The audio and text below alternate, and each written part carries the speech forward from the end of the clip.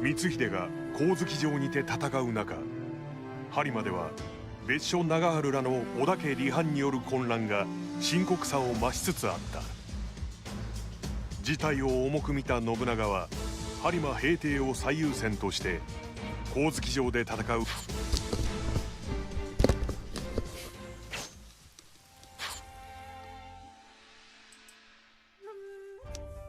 誓いを果たす。殿、それがしに万事任されよ。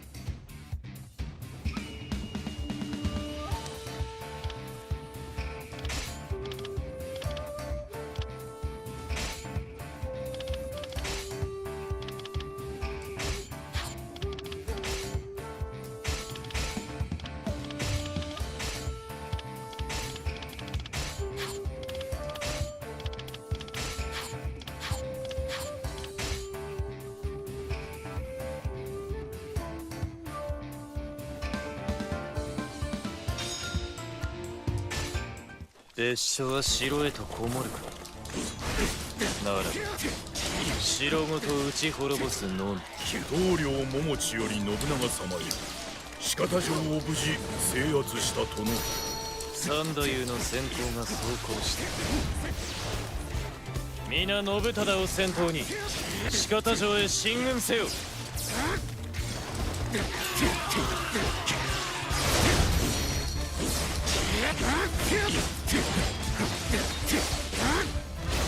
こたびの戦、総大将は2人。いずれも守り抜かねば。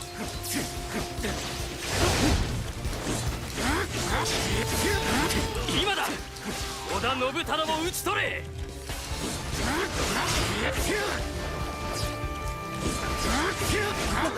伏兵が潜んでいたか。ひるむな、応戦せよ。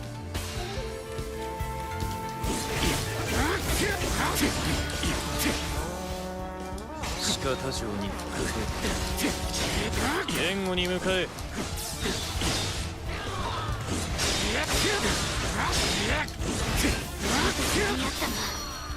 今は目の前の戦いに集中しねえと。こ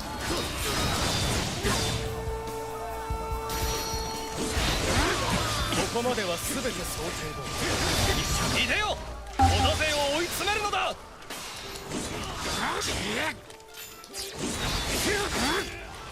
救援感謝いたす。しかし奴らはどのように潜んでいたのだ。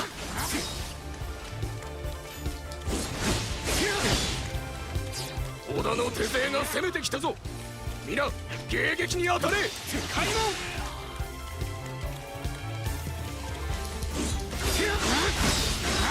門。この身より伝令です。付近の城に敵が続々と集結中とのこと。横腹を突かれては面倒だ。先んじて城を落とす。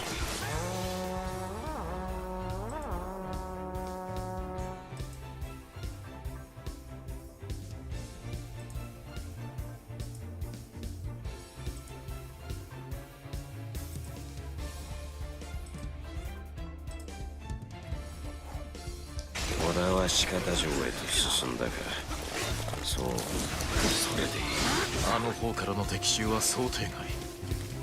敵もなかなか考えているよ。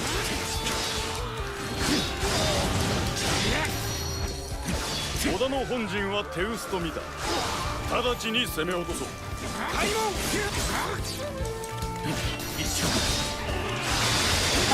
本陣を狙う。到達より早く奴らをほふらねばな。城に集結した敵はおおむね敗せたようだ。これで横槍は入れられまい。敵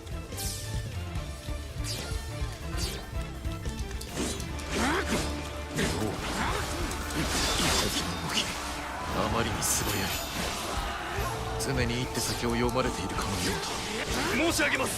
毛利の増援が戦場に接近中です。厄介事がまた一つ。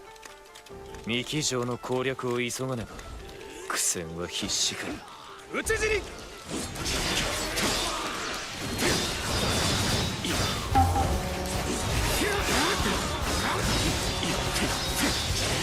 本陣は守られた。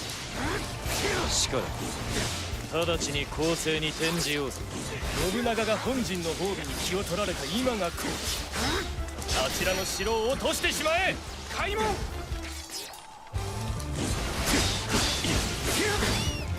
の城敵に渡してなるものか。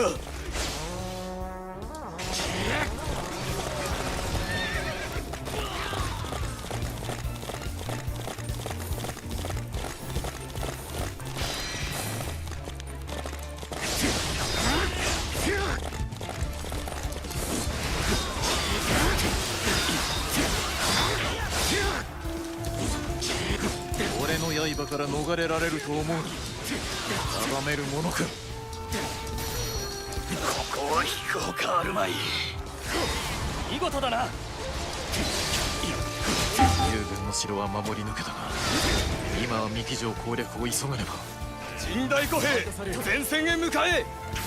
兵の士気を高めれば優位に戦えよう。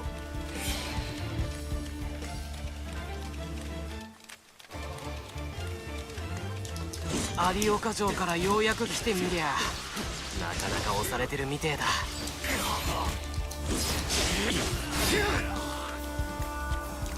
ならば反撃の糸口を作るべく敵を後方より脅かしましょう。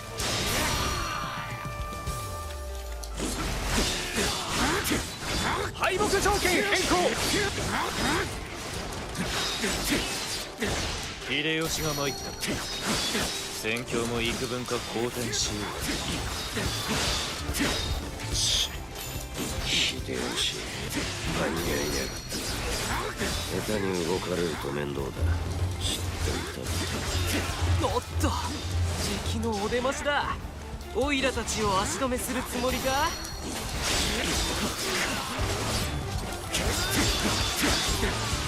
奴らを進ませてはならぬ。急げ援軍を潰すのだ。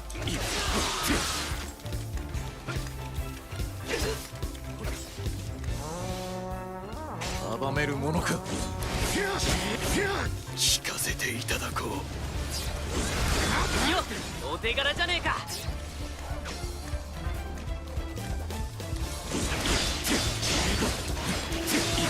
尋常に勝負いたせ。特なし入れ。開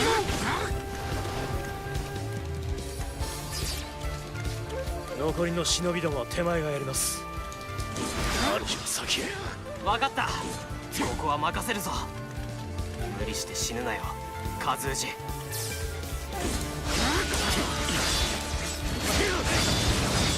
どうやらここは敵の要所みてえだな。よし戦力を集中させて落としとくか。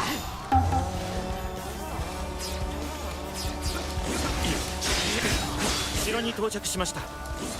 皆攻撃を開始しろ。何、後輩の城が攻められているだと。前線の兵を三木城へ回せ。守りを固めよう。開門。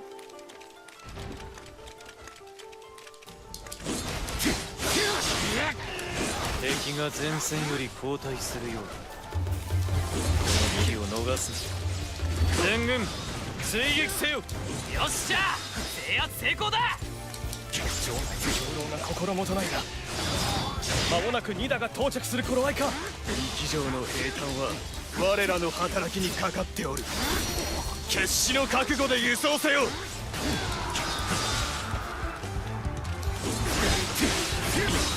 開門。三木城は兵隊を外部に頼っているようだ。ならば勝ってしまえば籠城も諦めよう。討ち死に。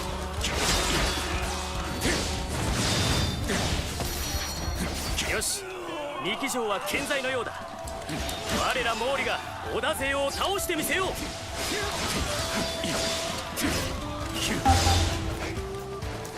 来たなモーグル。三木城攻略と合わせ奴らの対処に当たらねばいい。勝利条件変更。三木城へ急げ。行く手を阻む織田は残らず倒すんだ。毛利の増援か。オイラが迎え撃ってやるよ。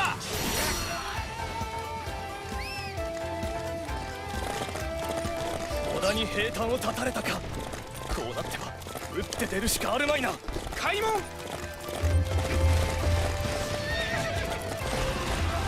三木城が開門した今こそ好機。災いをもたらす者らを速やかにうがち抜かん。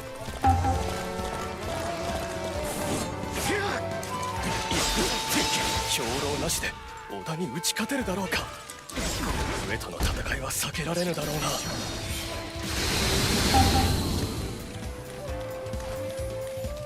三木城へは到達できなかったか。織田は読み以上に兵力を残していたようだ。援軍が全て敗走だと。俺たちは織田に逆らうべきでは。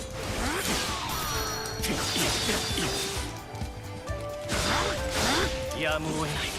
撤退しよう。織田め、次は必ず止めてやる。機を逃したが依然勝機はついえておらぬ。引き続き我が務めを全ういたそう。手はず通り織田本陣の近くに出たぞ。さあ奴らに奇襲をかけてやろうか。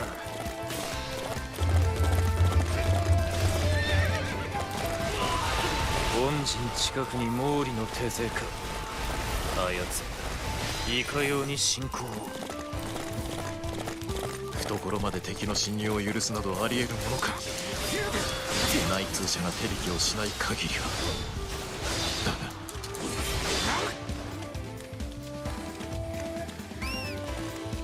無双の刃、全ては破壊のために。おお、毛利が陣深くね。はてさて誰が引き込んだ。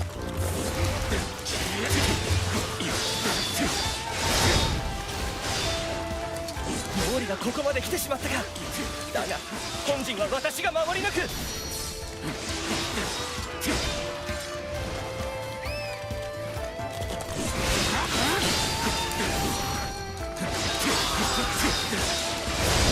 俺の刃から逃れられると思うな。織田の討滅かなわなんだか。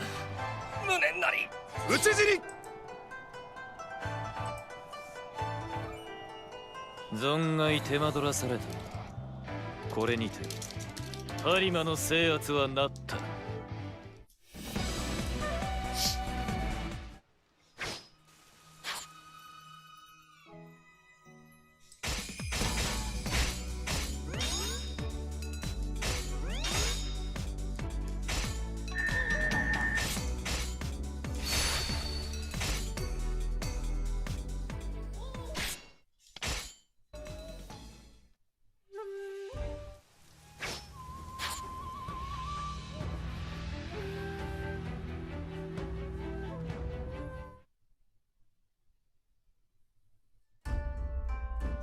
今日はいかがなさいますか。またいつでもどうぞ。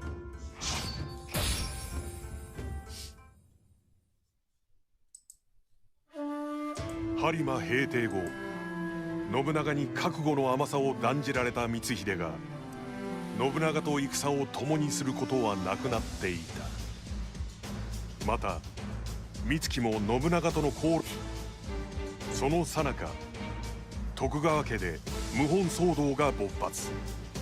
その騒動の糸を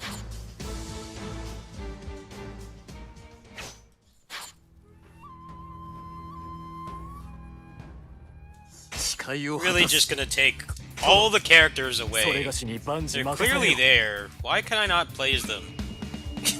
I'm legit tired of this moveset. Like, come on already. Ah, this is torture. You give me a clone to play with, and he has like no experience. It's like, if you're gonna make a story mode, let me play with more than one character. At least give me the option.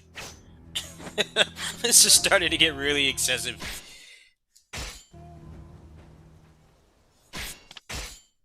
I mean, they take away all the interesting characters and they just give you the protagonist to play with over and over and over.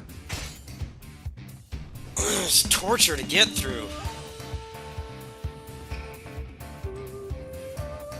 Wish this game had better pacing and less story.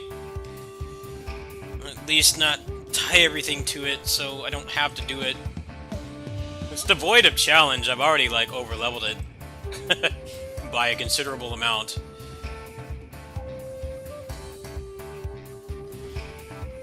It's mostly just sitting through all the cutscenes and talking. Pretty much one-shotting everything. Which is a good thing though, because I don't want this to take any longer than it already has.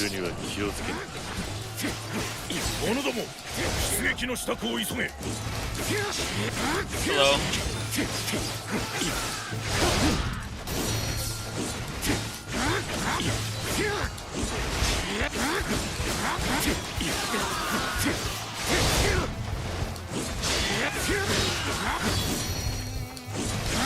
よう、のこのこお出ましか。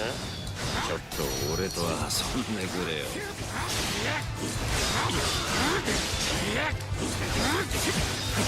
消えたか。急そん奴を追わねば。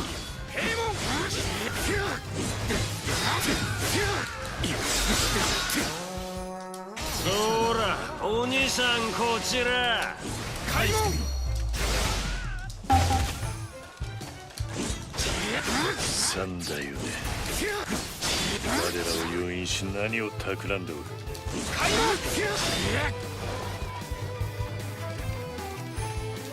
伊賀人など恐れるに足りぬ。桃地、逃しはしない。負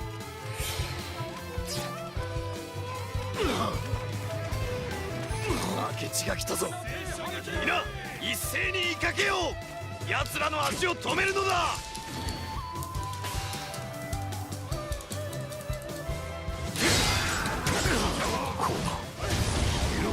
桃地の入れ知恵か。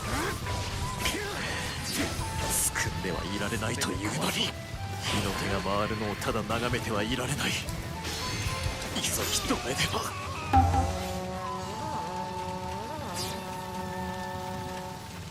開門。桃地、お前は必ず俺がこの手で。皆さらに進軍せよ。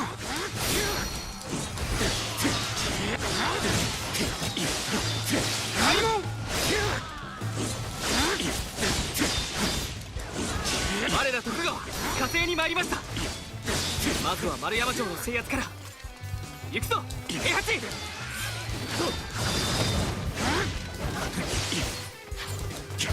門。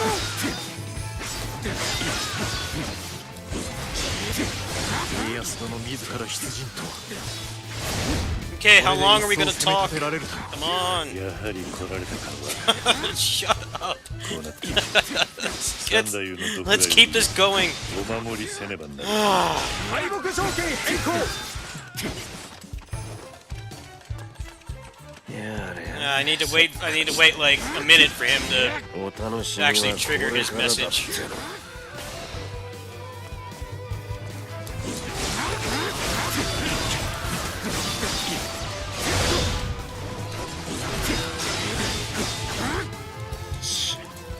Cutscenes and waiting and talking and message flag.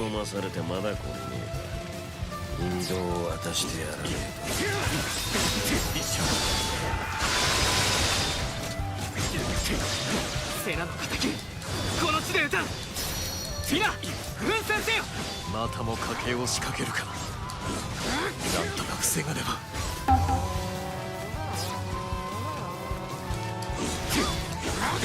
ほら早くここまで来てみろよ。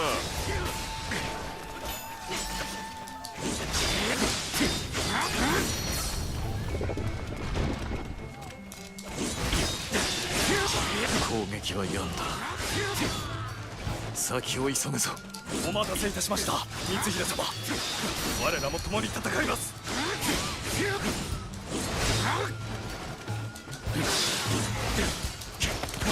出撃準備を急げ。 How many times am I going to have to run across the map? Like, just come on. 傘に打たれては進軍がまならぬ。指揮する者を残らず倒さねば。信長はいつでも俺の思考を見通していた。だが俺はどうだ、信長の胸中をただひとたびでも真に理解し寄り添えたことがあったのであろうか。出番だ野郎ども。明智を袋のネズミにしてやれ。 Give me a useless second character too, which just makes it worse. They take away like everybody. Everybody that's useful gets taken away. Even though they're clearly still with him. They haven't all betrayed him. So it's like, no, you're just gonna play as the same character for hours on end. なかなかしぶといじゃん。ならここいらで新顔のお手並み拝見といくか。やってやるさ。 That's why I'm getting. That's why this is like no challenge at all, because I realized early on that focusing on anybody else is just making things harder on yourself. If you just focus on Nobunaga and Mitsuhide, they overlevel things so hard that you can just go through it on hard mode with like no challenge. Can I move, please? 無事だったのか。しかしなぜ桃地のもとへ。砦を制圧する。手向かう者は残らず排除せよ。俺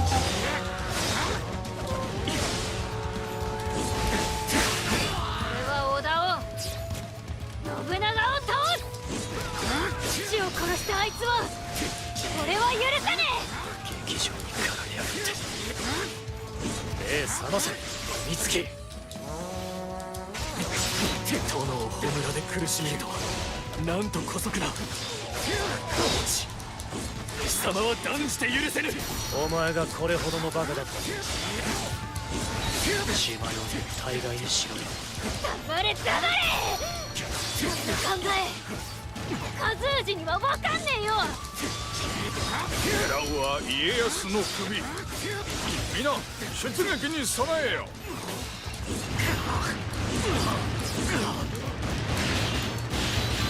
奴ら何を企んでは。 Dude, what the hell is this?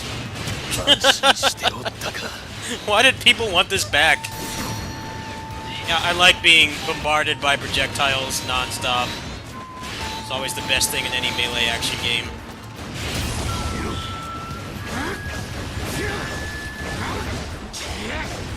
Every single hit they do causes hit stun. Come on, go through. 美月、今まで何をしていた。信長も俺もお前の身を案じて。あの信長が笑えねえ冗談はやめろよ。ついてさ。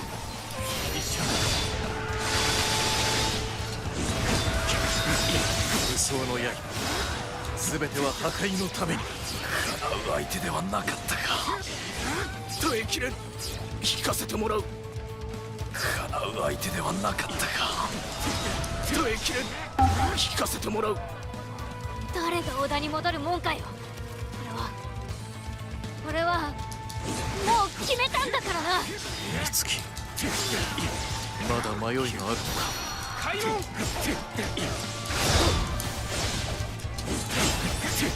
美月、お前が揺さぶられてどうするよ。なら次の手はあれでいくか。忍術とは心の隙間につけ込むもの。惑いを抱えし者は奴らにとって格好の的。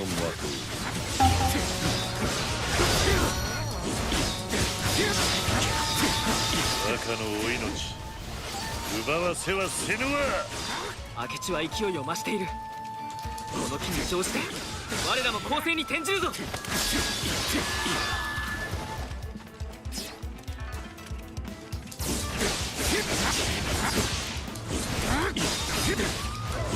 ここまでたどり着いた褒美をやろう。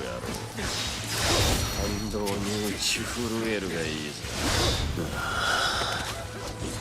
一瞬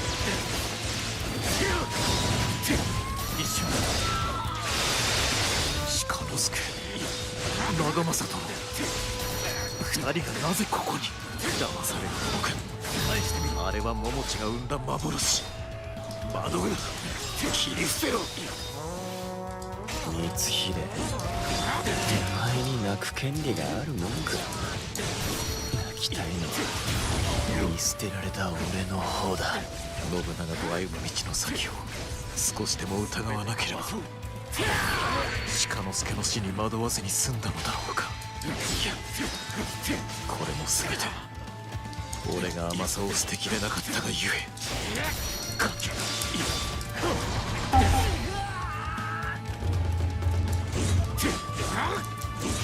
信長、やはりあなたの言う通り俺の刃はひどくなまっていたようだ。ここまで来ちまったか。仕方ない。俺自ら決着をつけてやる。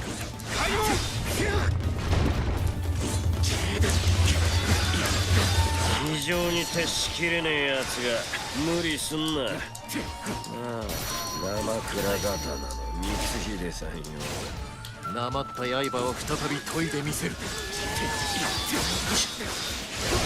貴様を倒した後にな。信長の歩み先にあるの希望じゃねえ、破滅だ。よく覚えとけよ。討ち死に。信長の先に待つのは信長様か。なれど俺は歩み続けねばならない。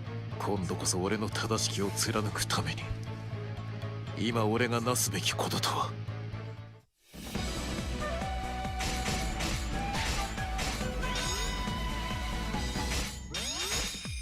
I didn't use him at all. Definitely faster to just go through it with Mitsuhide than it was to go grind him out.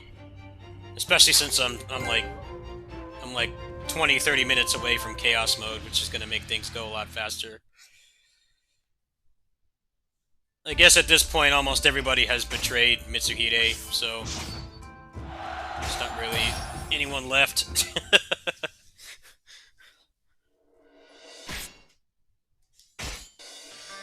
光秀は逆賊桃地を倒し、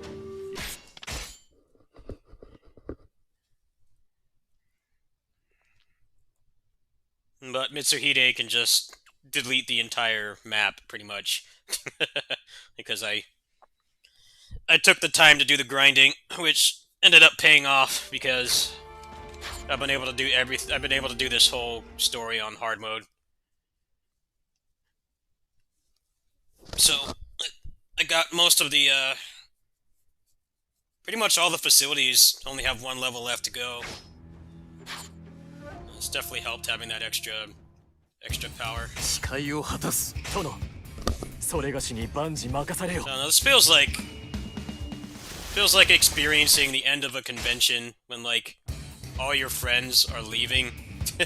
They've all got flights, or they're driving back, or they like have to be back the next day for work. That's what the end of this game feels like. Like everybody is gone at this point.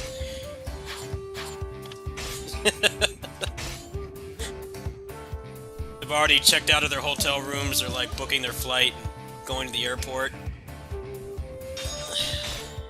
この本能寺にて信長を倒し、俺が乱世を終わらせる。続く。一兵たりとも取り逃がすな。包囲の完成を急げ。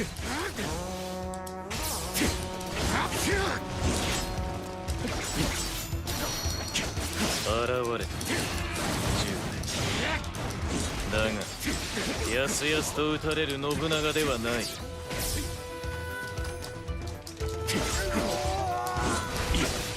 敵将切り伏せとどえ切れ聞かせてもらう。我らが殿を支え抜く。殿の本懐を我らの本懐となせ。お見事にござった。一瞬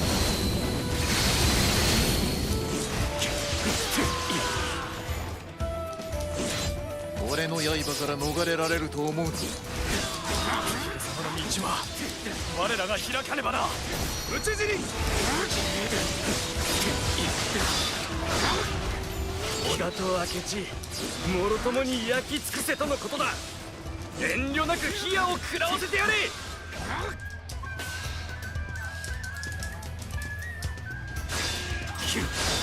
他人だと？奴らがなぜここに？まさか桃地は未だ生きているのか？この日明智勢によるものではあるまい。どうやら横槍が入ったようだ。敵は払えた。ならば次だ。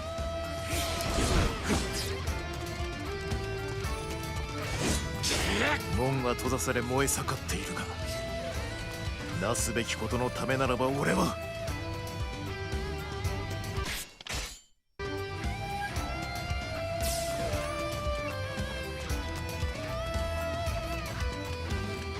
炎を超えるか十兵衛。その息やよし。邪魔しようったってそうはいかねえ。明智光秀、お前はここで死によ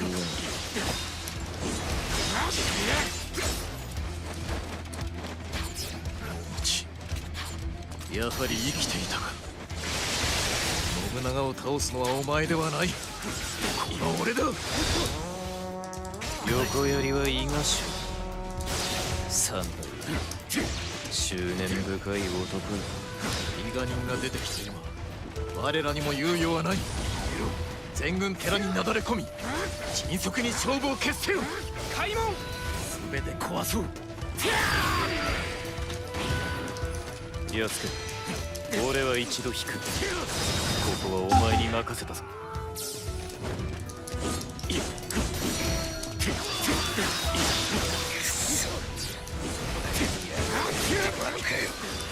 Hey, what's up, man? せいぜいあがけよ。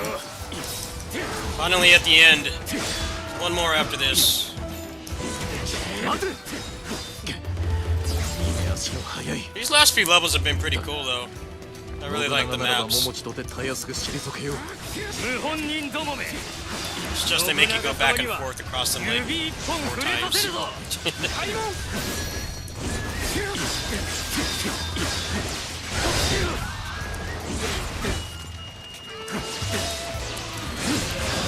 敵の息に飲まれてはならない。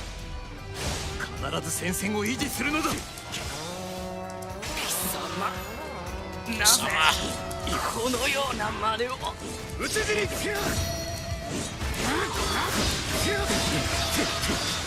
長に寄り添い歩むだけでは乱世は終わらない。それが俺の答えだ。信長様、安家が支えます。皆さん、敵の進軍止めてください。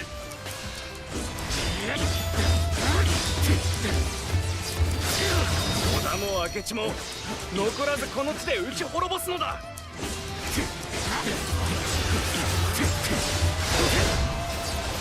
俺の邪魔はさせない。返さび滅べ伊賀人団よ。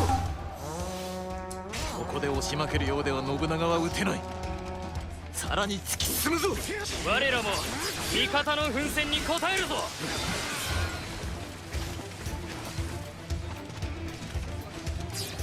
俺はここだ。十兵衛、どこからでもかかってくるがよい。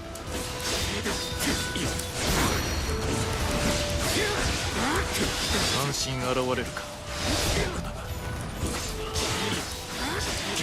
つくづく大胆不敵な男だ。殿の行く道阻ませはせぬ。 Do these cutscenes, okay, okay. In the middle of playing. You stop interrupting. お前の刃で俺を倒してみよ。 Jeez. 俺の刃はもう It's 生 like 倉ではない。 Twitch ads. 信長あなたを撃ち Sorry, please turn off your ad blocker. It impacts your experience. Like, no, it doesn't. It makes the site actually work. Without, like, infinite ads. No, you don't. 十兵衛よ、一旦勝負はお預ける。 Yeah, rage quit. Get out of here. Connection with opponent was lost. 打ち取れなかったか。次の機会は必ずやものにせねば。明智の布陣乱れて隙を突きましょう。皆心してかかるのだ。ここを越えねば信長には届かぬ。我ら伊賀人を泳がせたことを悔やんでももう遅い。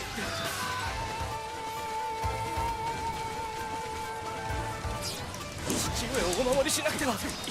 皆の者急ぎ火星に向かうぞ。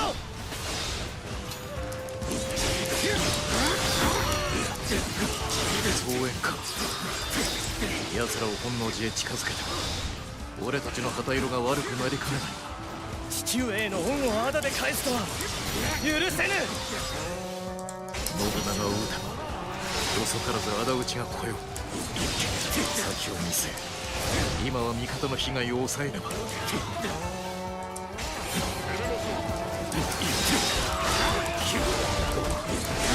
無双の刃、全ては破壊のために。まだ負けることできません。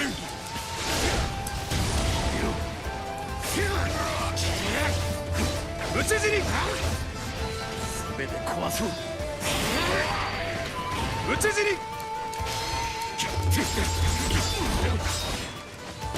父上のため負けられぬ。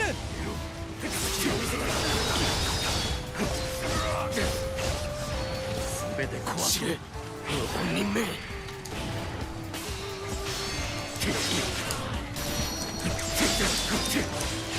信長様をお守りせねば。返してみろ。約束の首落としてくれるわ。任されよ。任せろ。信長様、お逃げください。討ち死に。討ち死に。討ち死に。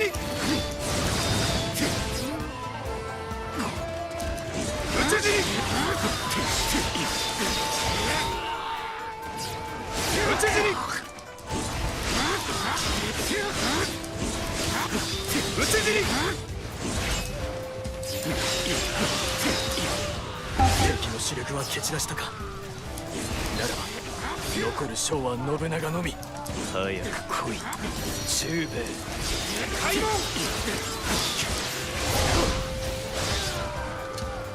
そこか信長。待っていろ。すぐに向かう。敗北条件変更。災いは受かった。これにてたやすく進めよう。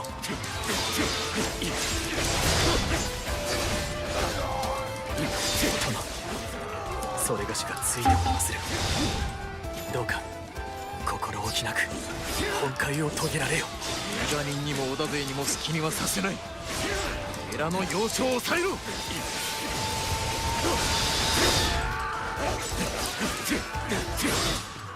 父上、どうかご無事で。討ち死に。討ち死に。討ち死に。討ち死に。任されよ。お役に立てなんだか。討ち死に。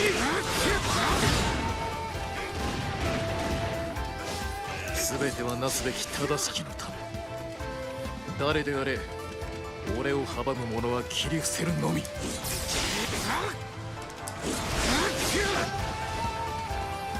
討ち死に。Mitsuhide. 討ち死に。 That's all they let me play as, is him. I don't get to play as anyone else.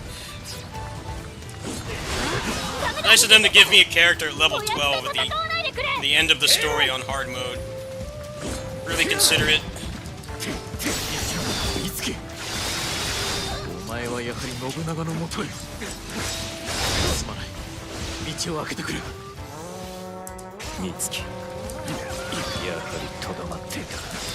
親父と光秀さんが争うなんておかしいだろ。こっから先には行かせねえぞ。平門。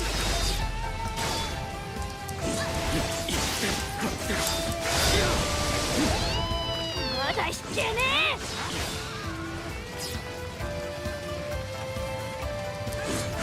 くそ、これがあんたたちの覚悟ってわけか。開門。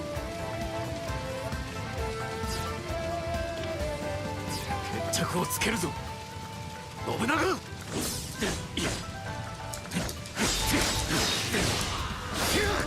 妥協はもう十分だ。そろそろ決着をつけるぞ中兵衛。望む全て壊す。必ずやこの手であなたを撃つ。ようやく乱世が終わるのか。信長を撃ってそれで、いやおそらくそれではまだ。今しばらく歩みを止めるいとまはないな。よいぞ中兵衛。だがそれしきの刃では信長は倒せん。殲滅する甘い。今まで研ぎ澄ませてきたこの刃で必ずやあなたを切り伏せる。討ち死に。 Why does he do so much damage? I just want to be done with this. 討ち死に。 Can't combo anything now. Can't get my health back. Ugh, this is so irritating.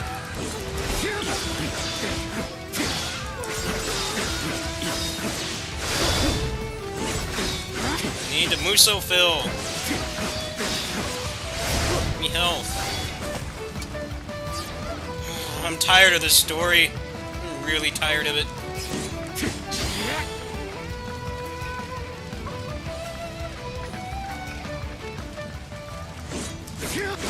Just die.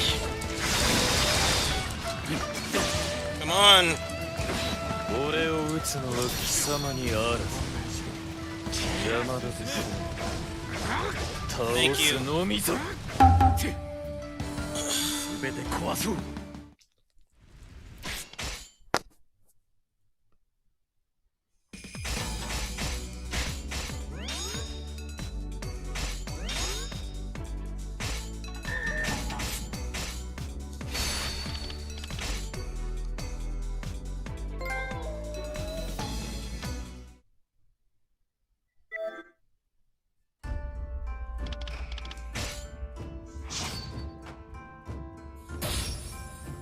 Why is there more? Why is there more? 本能寺にて信長を討ち果たした I'm 光秀 so は over this right now. 利光らと共に天下奪取を目論 Alright, む謀 Nobunaga's 人として dead. 精力的に動く。手始めに All the good characters are gone. 天下 I'm stuck with him. He sucks. I'm not gonna go grind him out. They're out of their damn minds if they think I'm gonna do that. Alright, good. 一丁かまそうぜ光秀さん。 I've already optimized this character, so it shouldn't be as painful, I hope. Like, man, Nobunaga's already dead. Why is there more?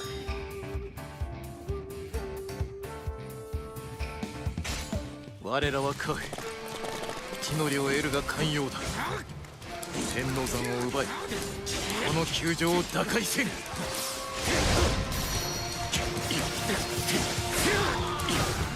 手始め本陣周辺の敵を切り伏せ戦線を押し返すぞ。この昇龍寺城は我らの要。必ず守り抜きましょう。任せろ。ほらよ。ほら。どうしたよ。戎敵明智光秀を必ずや討ち取るのだ。果敢に攻め立てろ。陣頭指揮は官兵衛が取っているようだがどこに潜んでいる秀吉。任せろ。やはり相対すれば秀吉か。奴の野心の強さは随一さもありな。相手にとって不足はない。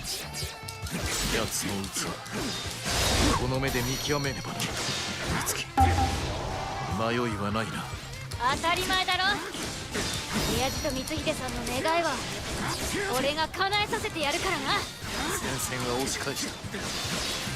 いざ天王山へ打って出ん。開門。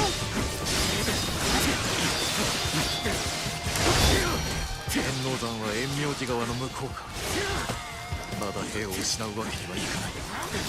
川沿いの砦を奪え。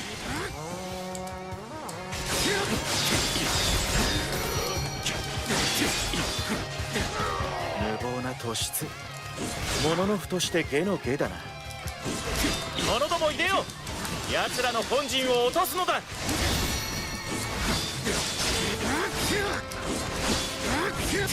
伏兵か。カンパできぬとは。空よ。ほら、えっとったよ。ほら、逃がさねえ。敵将ぶっ飛ばした。叶う相手ではなかったか。承知。見事だな。頼むぜ、俺。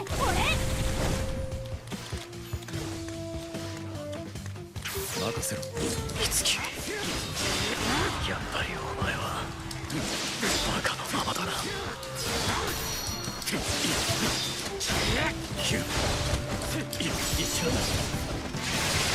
風は我らに吹いている。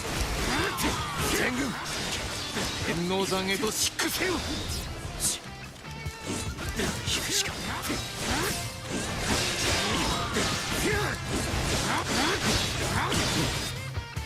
天王山は羽柴秀吉がいただいた。時を稼いだ先兵たちには感謝しねえとな。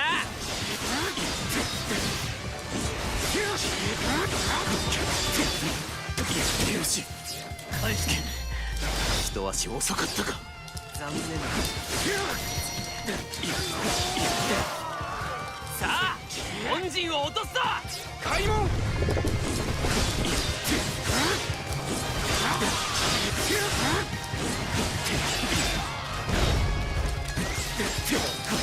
選んだ通りか。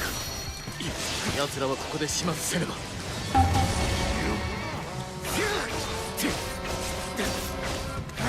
これで敵に我らの動向は漏れまい。 I'm not gonna go grind the horses. I'm already tired of this story mode. It's really overstayed its welcome.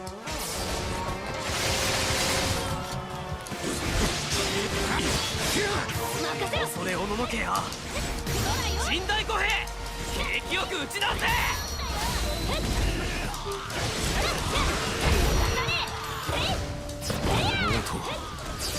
敵の鼓だろうか。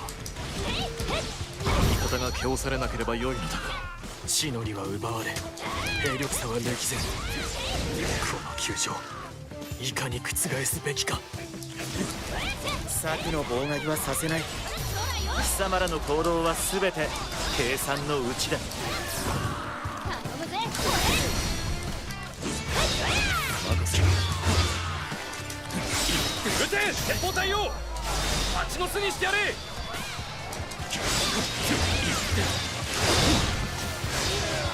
敵将切り伏せた。耐えきれん。聞かせてもらう。甘く見たな秀吉。この程度では俺は倒れない。殿、それがしは一度昇龍事情まで退き、あえて前線を下げて敵を引きつけまする。奴らが本陣に気を向けているその隙に、殿、天王山へお向かいあれ。 I'm not going all the way back there. Please don't make me go all the way back. I get such anxiety. This game. No, there's a reinforcement at the back. You need to go all the way to the beginning. 迅速に敵を切り伏せよ。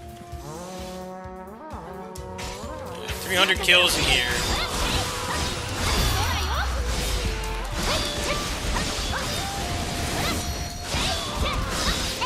余裕余裕。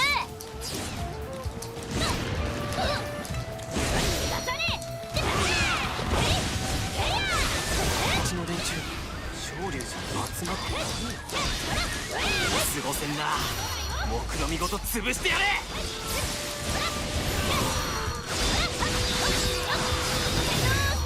利光に本陣で頑張ってるんだ。俺もその思いに応えねえとな。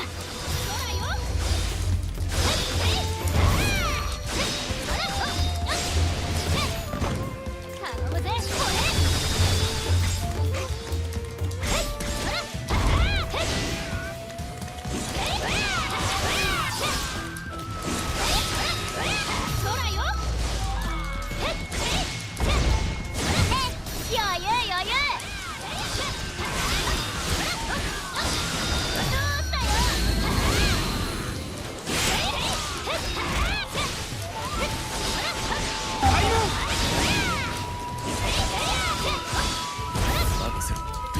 道は開けた。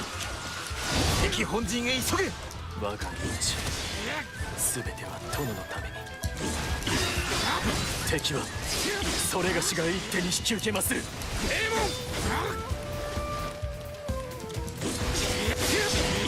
光、敵もろとも果てるつもりか。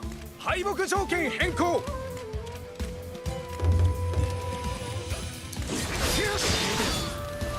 全て切り伏せる。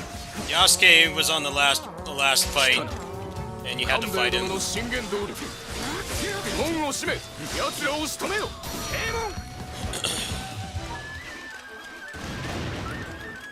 この襲撃 I'm getting really tired of having to go all the way back. 天王山へ行く Like, に if は you're gonna 敵 make 本陣を潰 the さない。 fights completely linear, at least reduce the amount of backtracking I need to do. Why do they keep spawning on the opposite end? It's really annoying about this game. It's just like blatant padding. Especially since at this point it's like a victory run.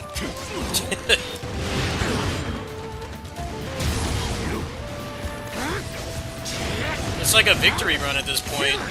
The only thing that was remotely challenging was Nobunaga on the last fight. Last map. And these guys spamming. This isn't a fun kind of challenging, obviously. This is just artificial difficulty.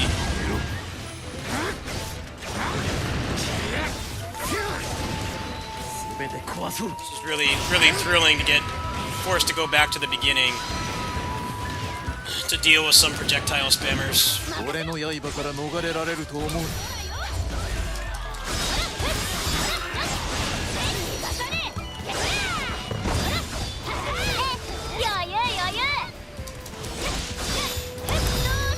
Yeah, I like all the fellow Muso boomers that wanted the projectile spammers to come back. Are you guys masochists? I can stay back in the PS2 era. Thank you very much. I've lived a more fulfilling life not having to deal with that. I don't see how some movesets are supposed to be able to deal with that on Chaos. I'm genuinely curious. Gonna find out after this, though. 勝利は俺たち羽柴のためにある。この地で果てろ、無本人め。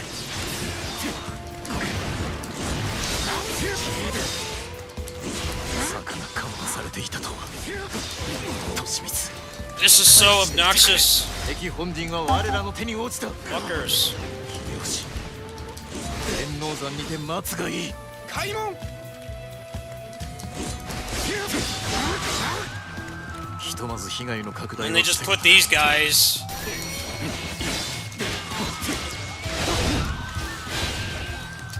I don't know what the point of these guys is either. 内情を探りきれなかったのが響いたか。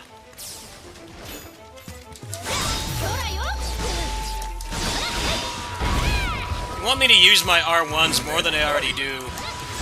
Give me a passive that lets them come back faster. Because my first reaction when those guys spawn is to just jump over them. Because R1s do a pretty large amount of damage. They have a lot of utility. You don't want to waste it on peons, but they want you to. I don't understand why it's designed that way.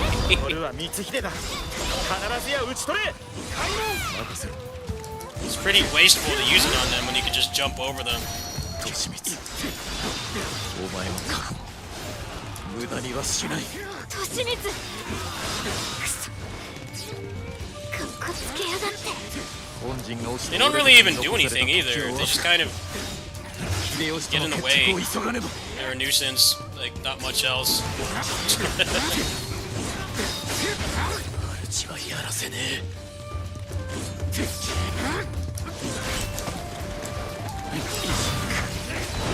本陣は落ちた。これ以上抗うな。 Yeah, a lot of the other boomers that have been around since the PS2 era, they wanted the archers back. I don't know why. I don't begin to understand why. Some people are just masochists. That's all it is. 決着をつけようぜ。光秀。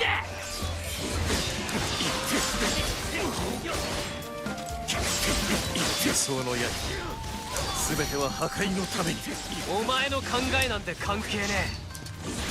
その敵を撃って天下をつかめ。ただそれだけだ。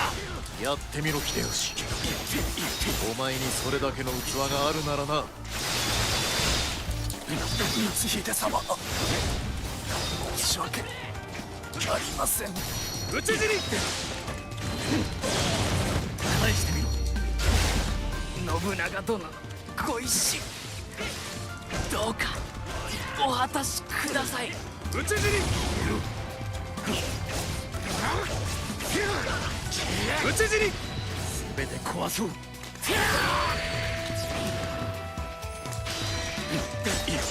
この城は羽柴の手中に帰した Just die.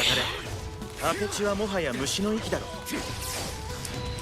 全て壊そう Why do they need 3 health bars?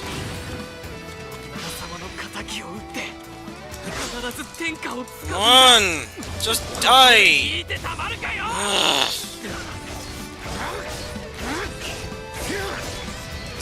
全て壊そう討ち死に次の天下を担うのはこの Why is nothing doing any damage? 断じてお前じゃね Just die. え討ち死に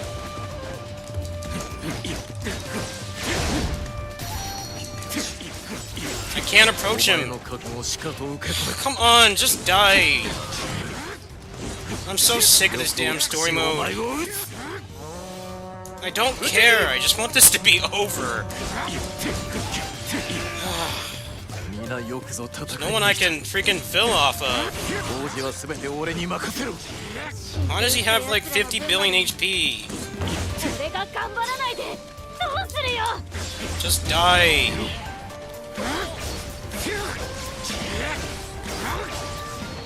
全て壊そう It's like taking no damage at all. Like, what the hell is this? Come on.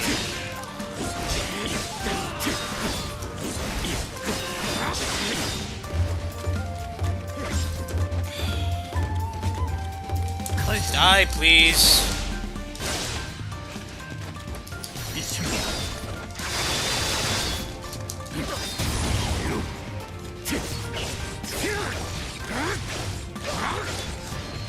全て壊そう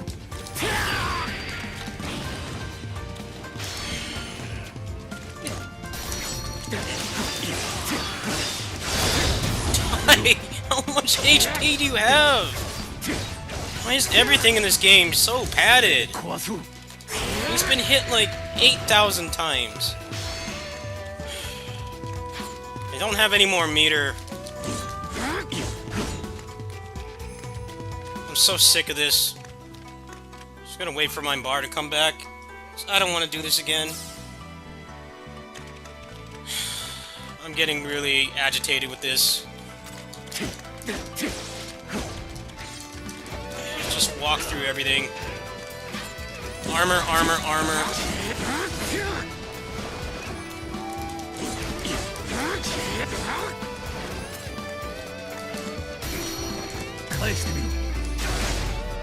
Come on! Will you die, please? 俺の刃から逃れられると思うな。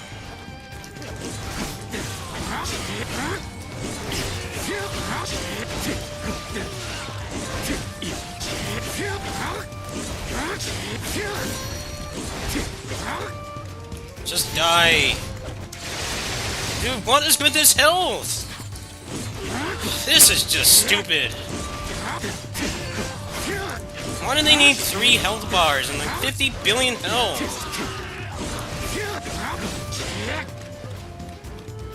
He will not die.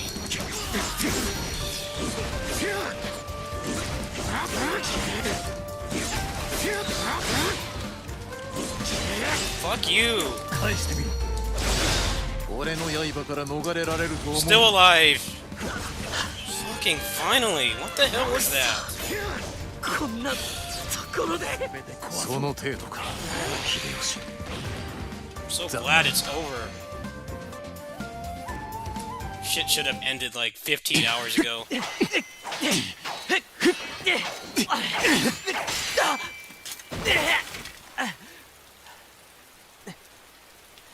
貴様の器、天下には届かぬ。 No, you know what? I don't care. I'm already over this. This shit's driving me insane. I'm done. Jeez, man, this was agonizing to get through.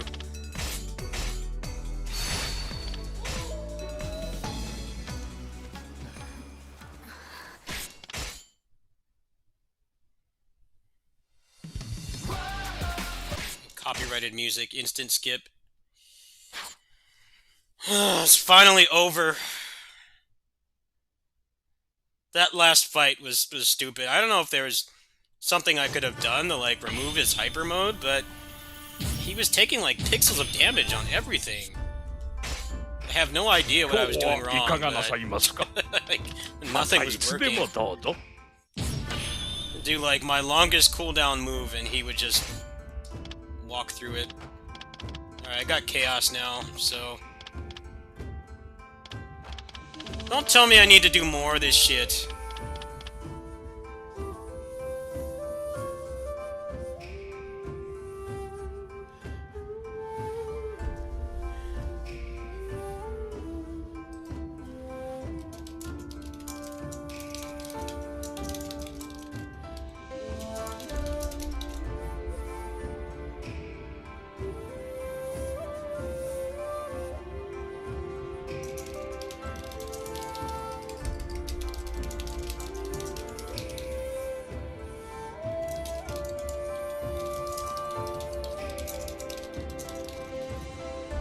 Okay, what does it want now? I already cleared everything.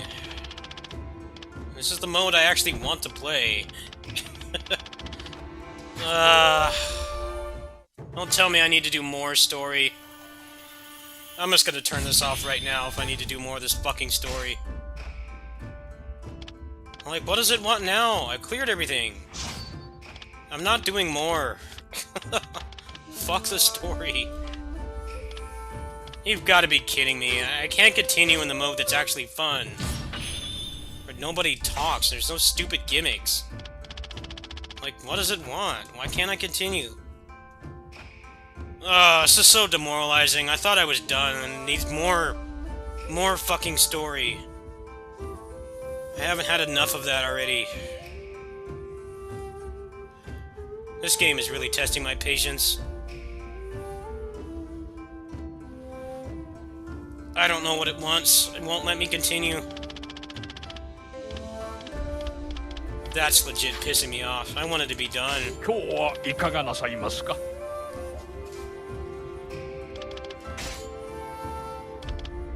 I'm about to just turn this off right now. I can't take any more of that story. またいつでもどう。馬の調子はいかがですか？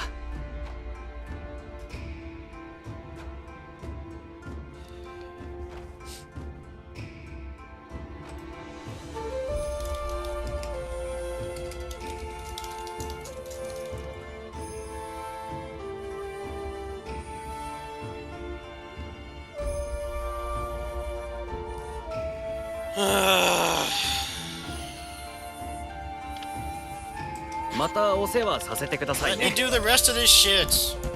I don't want to do another story level ever again. I don't want to do any more story. Please stop making me do it. I've done enough of that fucking story for like 10 lifetimes. I want to actually play the game.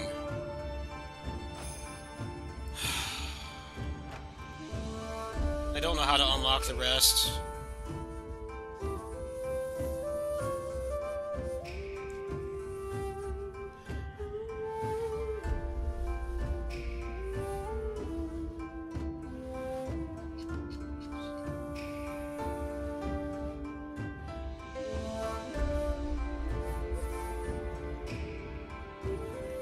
Yep, I have to do more fucking story. Out of their damn minds, man. Fuck the story. I don't care about it. There's too much of it. And it never ends. I'm tired of playing as the same character for 15 hours. Fuck that.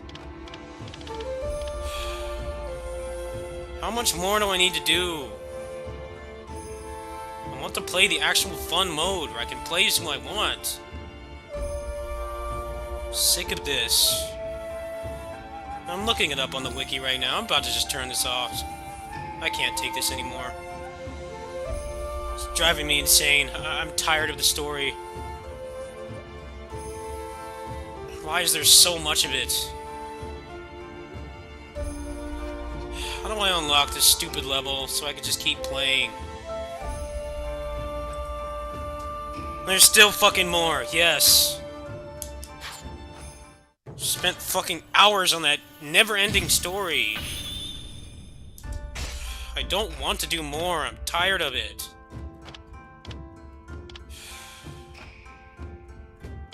Drive me up the fucking wall. What else do I have to do? Fuck this, I don't want to do more. I'm sick of this. I'm sick of this moveset. I'm tired of it. Come on, load, you piece of shit. Skip the cutscenes. I'm tired of the cutscenes. Better unlock something. I'm tired of this.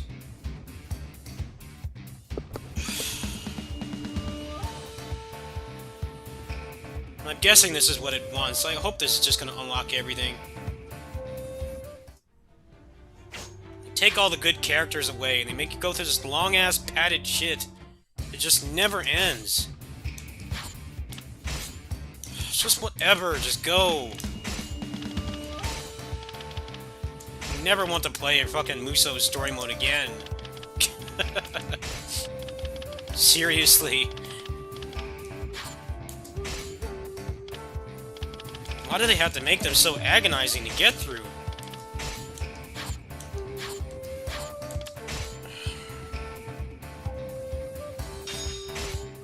It's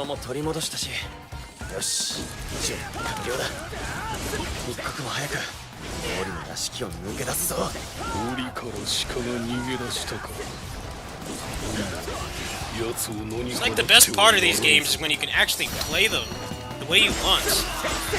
Not the story. The story is the worst part. Always has been. But they just keep making it worse and worse. There's so much of it, it just doesn't end. And it's so slow-paced. It's really hard to get through.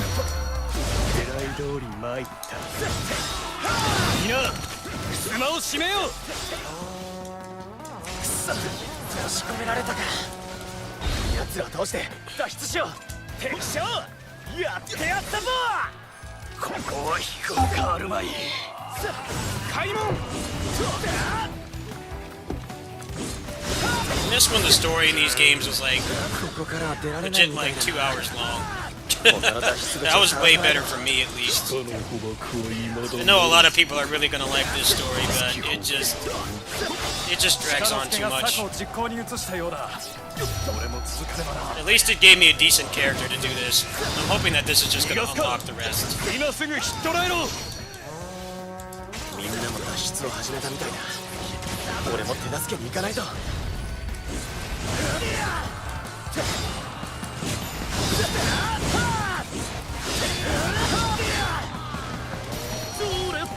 feel like playing some Assault Spy.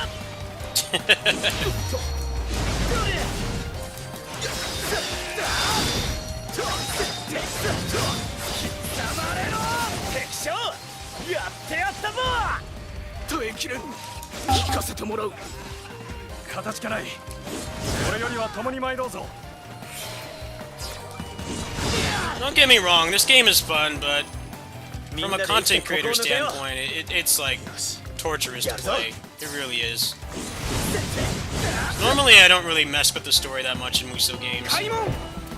I usually just bypass it because it's not what I enjoy. I like making the builds and the characters and stuff. 中庭の防備は特に Where 厚 the い。 fuck do I go? 正面突破は困難だろう。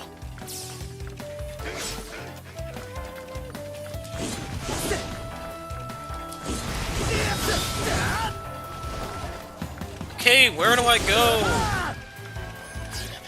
Fuck the mazes.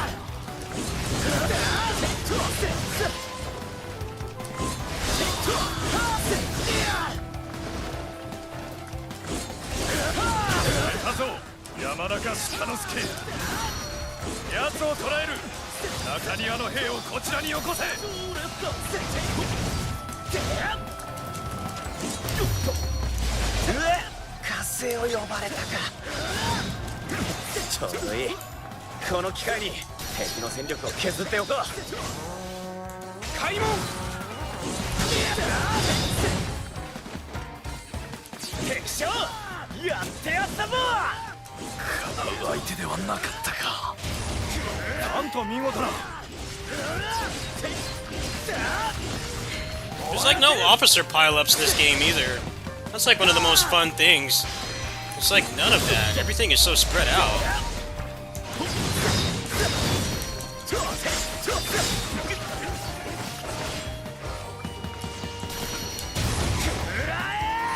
I guess that's for the better though, because they don't stay in a combo ever. They keep walking out of it every 2 seconds.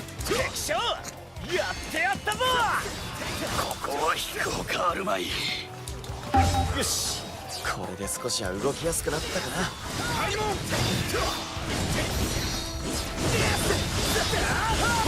こに敵の気配を感じる。倒しとかないと脱出の邪魔になるかもな。後の指揮はお主に託そう。わしは一度引く。わかりました、父上。この高影に万事お任せください。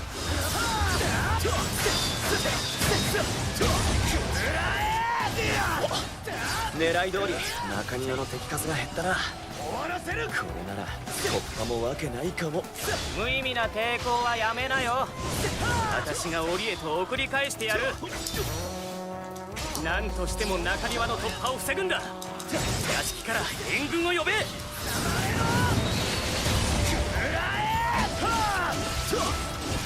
道を開けろ、坊ちゃん。終わらせる。俺は止められない。つくづく面倒なことになった。I'm getting really sick of this game. I really am. I'm getting tired of it. 俺から逃げられると思ったか。 Everything has so much fucking health. Everybody has 50 billion HP. I'm getting tired of this game. It's starting to really stress me out playing it. Trying to get these videos done, and this game just does not let me. Because there's so much just boring grinding. Why can't I just play the endgame mode? Why do I have to unlock the levels? I already have to unlock the fucking hard difficulty to make the videos. Now I have to do this. I don't even know if this is gonna do anything.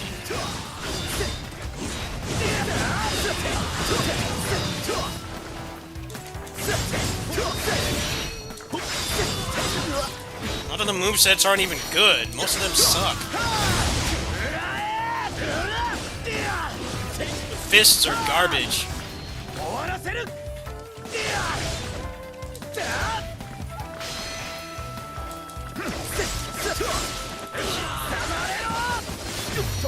The fists do no damage, and like it feels like the attack speed doesn't even work on them. I really wanted to like them, but they suck. That was the moveset I was the most excited to use, obviously. Ended up being disappointing.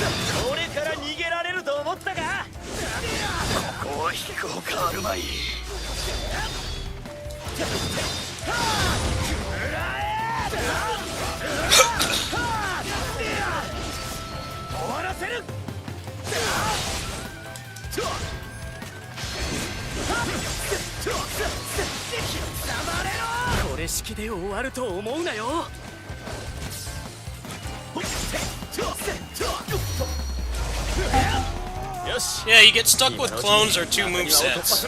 Two movesets or clones. Those are like your... That's the extent of your options in this game. And it just goes on for so long that you get tired of using the same moveset. It just gets really grating. I'm glad most of it is over. I'm hoping that this will do something.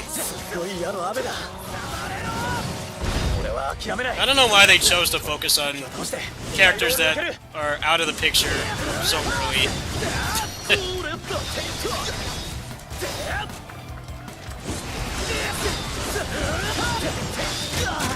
Because then they have to make it long enough to actually be like a full-priced game.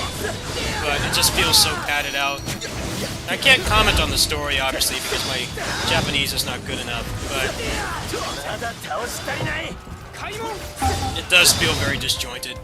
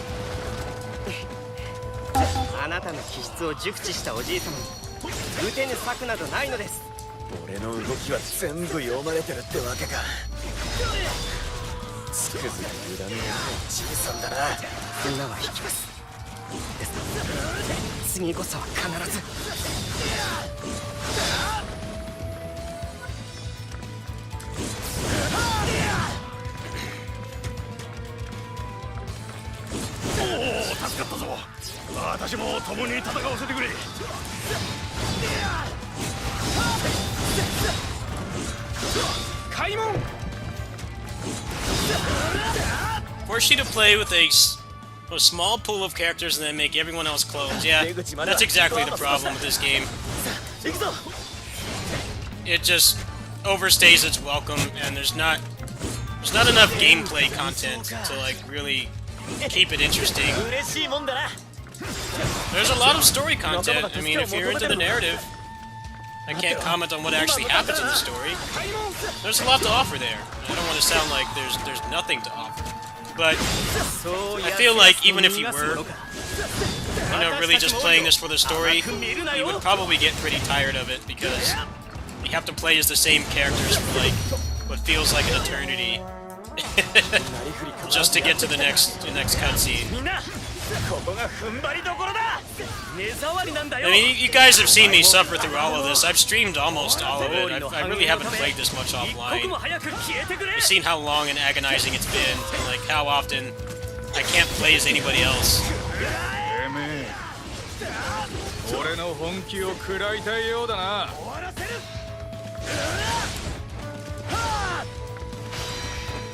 私だってあなたを倒せるんですからね。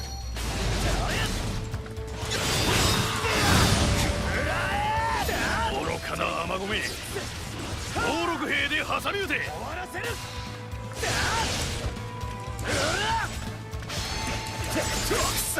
強撃か。背後からの攻撃にも注意しないと。 Okay, come on, move, dude. Thank you. 俺から逃げられると思ったが。なんと素晴らしき戦果よ。父上、力及ばず申し訳ありません。開門。こ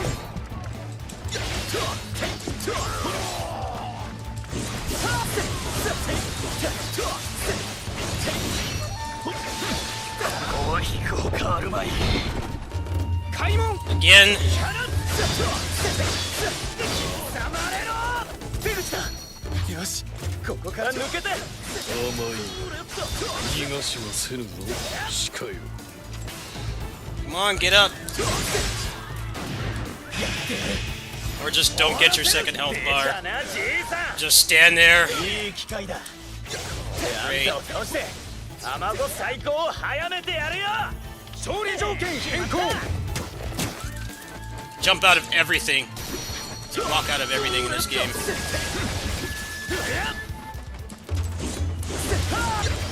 物分かりの悪い鹿目が内に秘めし牙わし自ら砕いてくれるわ。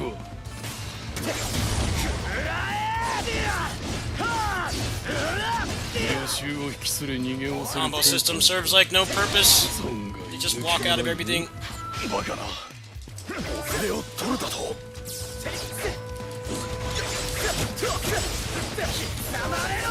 まずい、急いで仲間を助けないと。お主がどれほど奔走しようともはや雨雲は起こ How much health do you have? 誰事は信じるものか。毛利を倒して必ず雨子を再興する。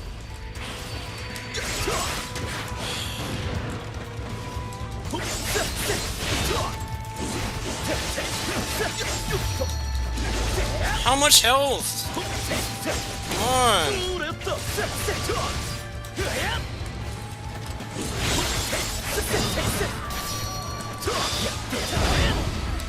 まだ倒し足りない。このようなところでやられるわけには。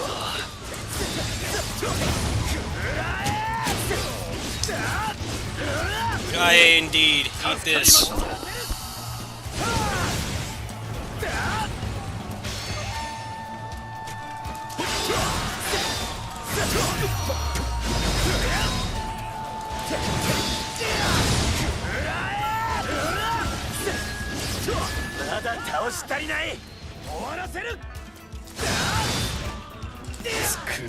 Jeez, man. だがこれで一つ明らかになった。 I don't think it was development hell. I think it was like just not having any resources. The moment-to-moment gameplay is quite fun. I like the R1s and stuff. I like how they at least let you partially escape the charge system. It's just you can't combo anything in this game because they walk out of it whenever they want. And you have entire movesets based around like air combos, but then they don't work. Because the officer's already on the ground.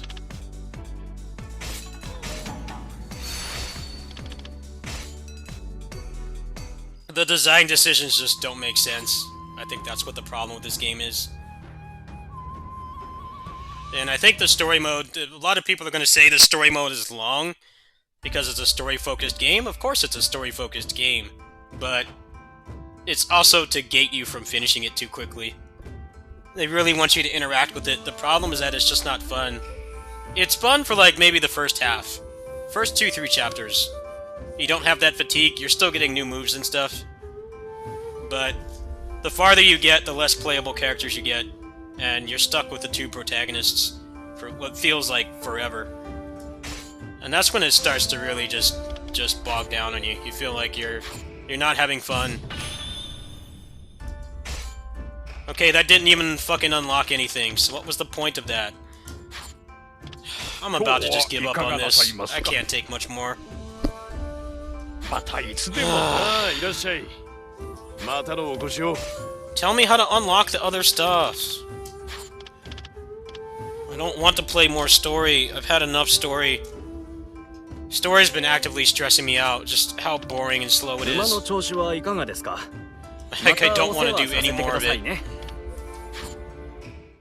I have no idea how to unlock the rest. It won't fucking tell me. I'm not doing any more. There's still more to do. Like, I don't want to play as those characters. At least, like, when you get to this point, you should be able to just play as who you want. I don't want to play as the shit clones. 織田勢による西国攻略の最前線となる光月城では、尼子勢がお家再興をかけて毛利との戦いに臨んでいた。しかし毛利の大軍に対し I don't want to. I'm tired of this. I'm really sick of it. I'm tired of having no freedom. I'm tired of all the padding. I've had enough of it already.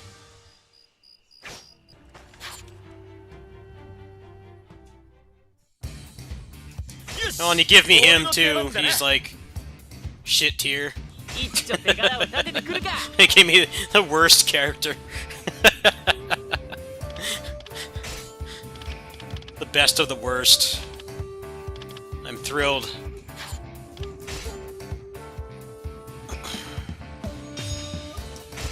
Yoshi, 急いで光月城へと向かうぞ。勝久様。まずは奴らの砦を制し、前線を押し上げる。全軍進め。光秀と力を合わせて勝久様を助ける。足引っ張らないようにしないとな。I haven't bothered playing him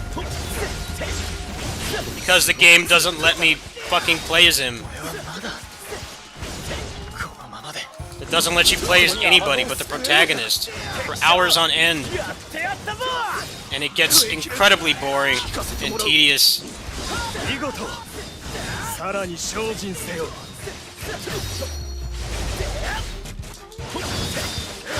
And he is not available for very long either, so why would I put resources into him when the game doesn't let me play as him? That's the problem with the way this game is designed.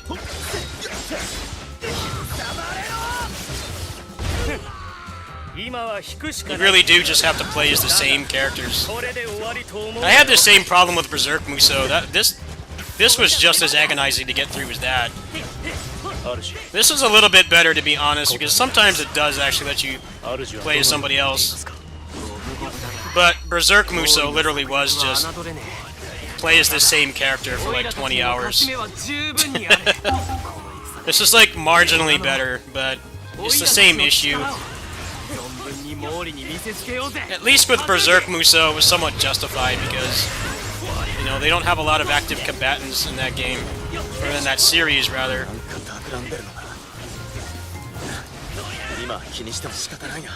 And the game pretty much stops when, you know, Guts gets his party and everything, so... At least there was somewhat of an excuse there.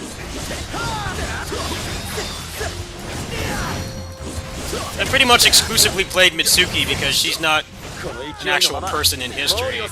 She's a fictional character, so she was around way more than a lot of the other ones were. The other ones would pull disappearing acts for like half the game. I was excited when I got Hanzo, and then he left for like half the game, so I couldn't play him. He might as well have not been there.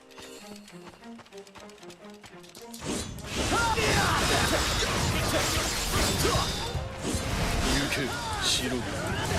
卵を闇に沈めてしまう。何やつ。うわあ、誰か。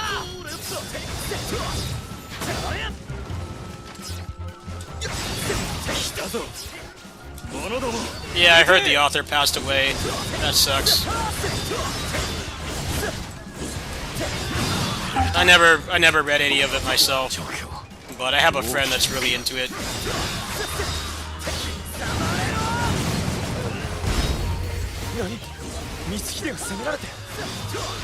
That's what happens in the manga industry, though. Those people work themselves to death. It's like legit toxic how they like make manga. They're not given any time to themselves. They have to focus on getting a chapter out every week. A lot of the big manga authors too, they like don't really take that much help. A lot of them do it like completely by themselves, which is obviously very damaging.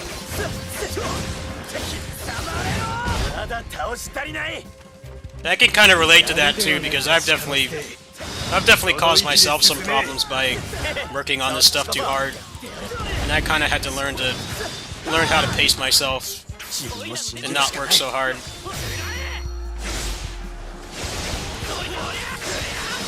Like with this game, I should have been done with this by now, but I was recovering from a blister and a cramp, and the PS4 controller actually does give me pretty bad cramps, so I haven't been doing like the 8-hour streams I normally do when a game like this comes out. I've been pacing myself a lot more. The thing about working those kinds of jobs where you're mostly working by yourself is you have nobody to tell you to stop, and people literally work themselves to death.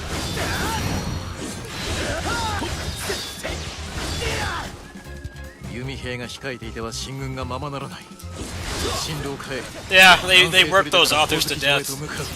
They don't have any time to themselves, and they have such strict deadlines. You know, I don't have a boss. I'm my own boss. You know, I do what I can. I want to do more and I want to do better, but I kind of just have to realize that I need to take care of myself first. Nothing I do on here is important enough to impact my physical health. And I definitely have had problems before. I've had really terrible cramps from like working on this stuff too hard, trying to get out things too fast. I know people probably aren't satisfied that I haven't gotten everything out already. I should have it out by now, but there's a number of reasons. The first is that the game is just drags on, and it can be agonizing to play, and the other is that I'm not gonna cause myself physical pain or stuff like this. I'm not gonna be doing that anymore. Honestly, I don't really make a lot doing this, so kind of have to I have to scale how much I work around that, and I used to not do that. I used to push myself way too hard. What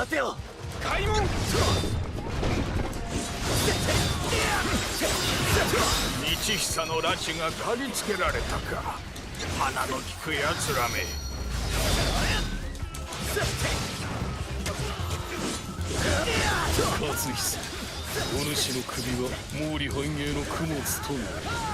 見くびるな。たとえ私が散ろうとも、卵の執念決してついえはしない。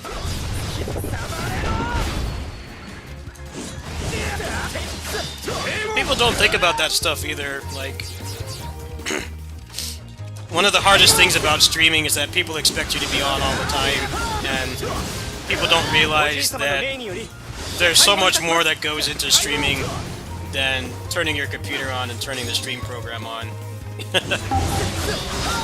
It's even more when you're at like the top. You know, you're at least like partnered, and you're making like a livable income off it. There's a lot more that goes into it than people realize. And sometimes people like demonize taking breaks and stuff, and it's legit toxic. Like, the people who make the content you like are human too. I definitely have acted like a freaking cyborg. some of the shit I've done for this channel, but as I've gotten older, I definitely have slowed down. Not because I'm getting old, just because it's not worth it. I don't need doctor visits because I'm, you know, suffering on this game for 18 hours a day. Something's got to give at some point. But like I said, these things happen because more people are becoming more sustainable on the internet. And they can make like at least a livable income, but you don't have anybody to tell you to stop, so people are legit killing themselves. The YouTube algorithm doesn't help either. The YouTube algorithm is very toxic too, because it encourages people to like kill themselves to get up stuff before anybody else. Especially for gaming stuff too. Gaming especially. I don't know about like other fields, but gaming, definitely. There's always like this unspoken pressure to like get things out right away.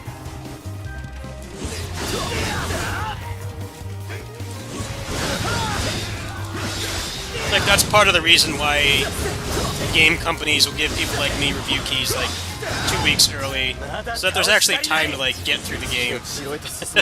And not like, you know, you have like 2 days to get through this and make a review, which is legit unhealthy. You can't really expect people to do that.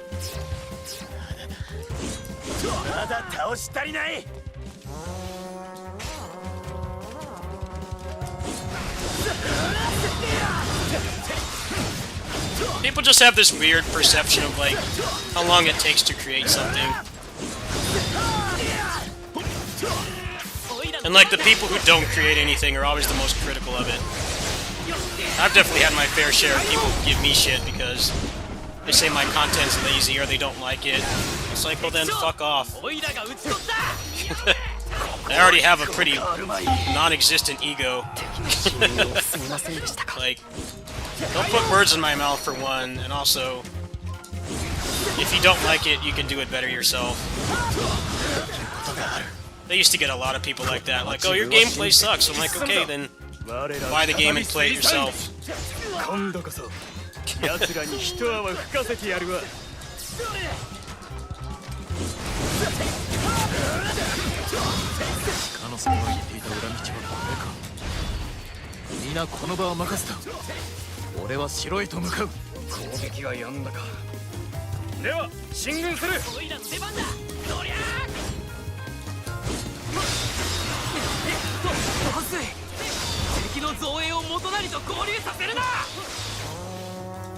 おいてめえ、その首ここに置いていけ。兄上、私の力お貸ししますよ。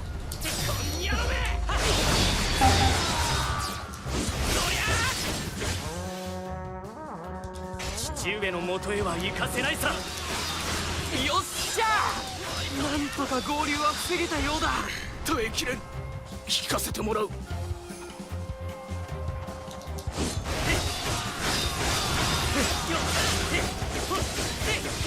任せろ。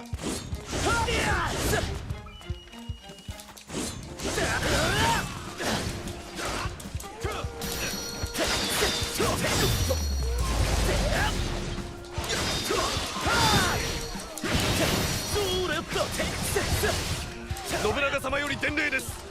急ぎこの地を離れ、有馬攻めに参じようとのこと。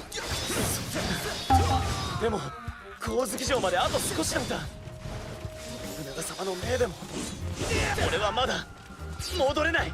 光月城はもう間近。迅速に事をなせば有馬への参陣は間に合う。 Like, I could have been done with this game, like, if every time I was not at my kitty sitting job I was playing it, but then I'd have a bad cramp that would take weeks to recover from. And my mental health would not be that good either. But this game in particular, I'm definitely taking a lot easier than I normally would. But a decent chunk of that is because this game can be frustrating to play. ただいま参りました。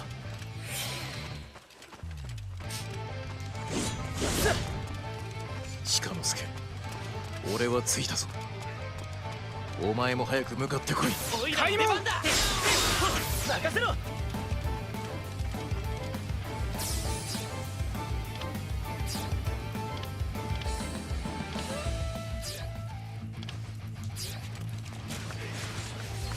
来た、しかり貴様の首今日こそ落としてくれ。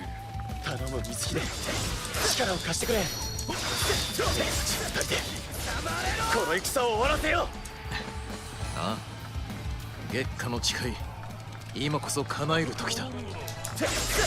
互いに磨いたこの力で毛利を倒そう。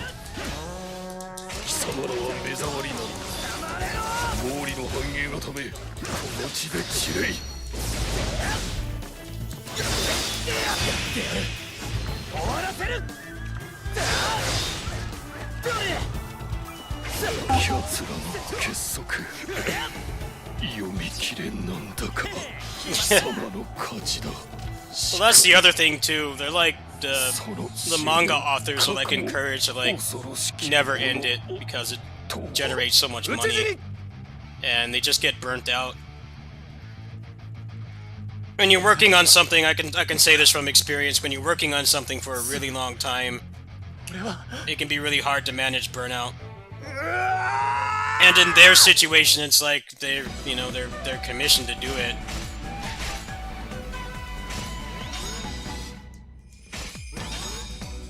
The manga industry is legit toxic in a lot of ways.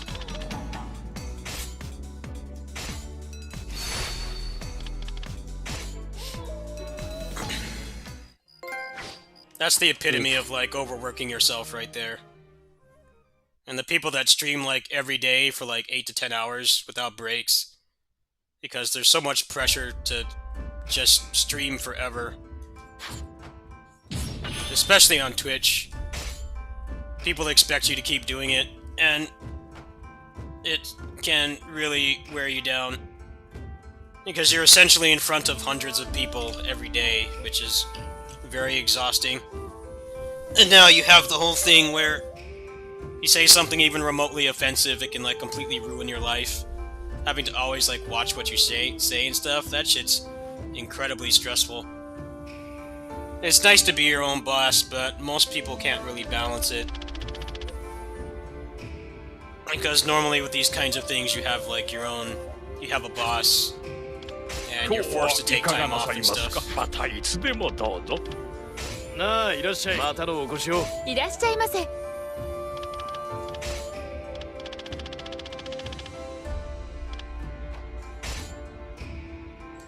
毎度ありがとうございます。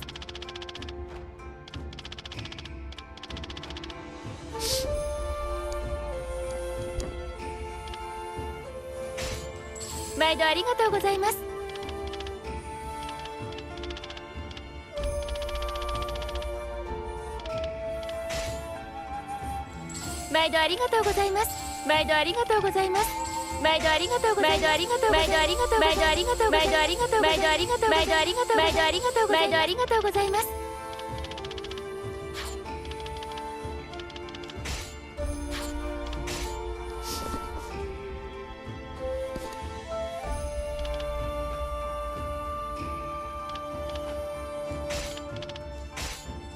毎度ありがとうございます。ありがとうございました。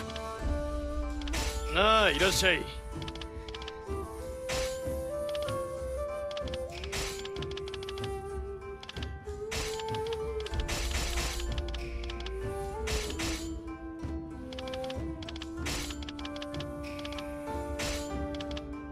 One thing people don't realize too is like, if you're a content creator and you're like actually making a sustainable income, you can't be a YouTuber at the same time. It's impossible.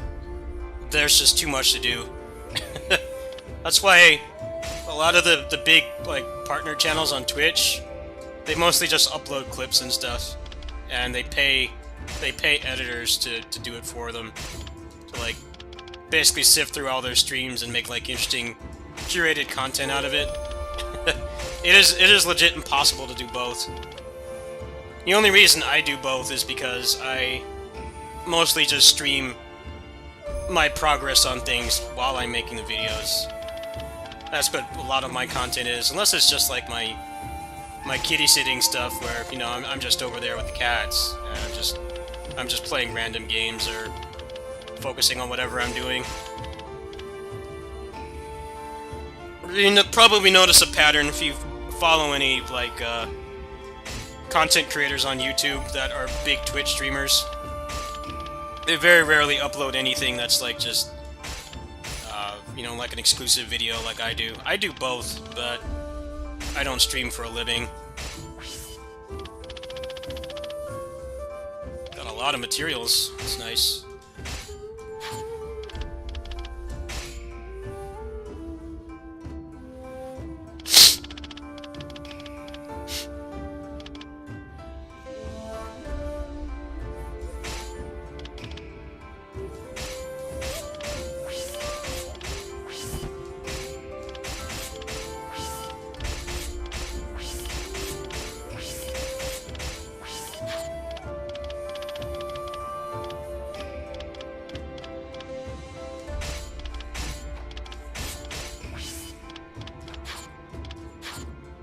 またのお越しを。今日はいかがなさいますか？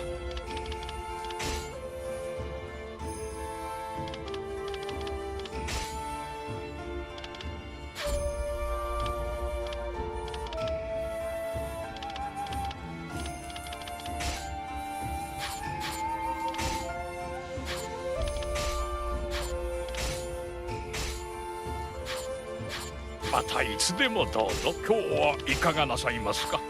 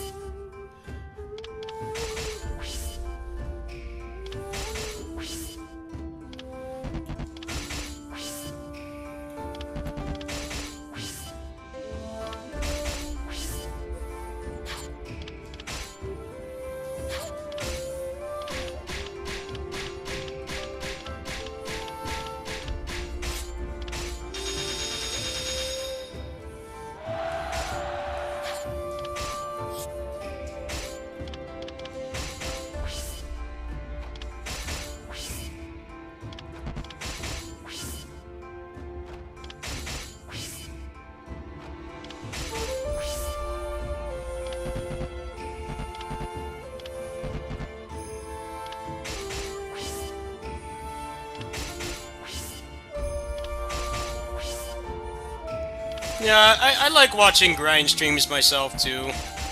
I can understand the appeal behind it. It's just with this game, a lot of it has been me being very frustrated at how it's designed, so I tend to get pissed off.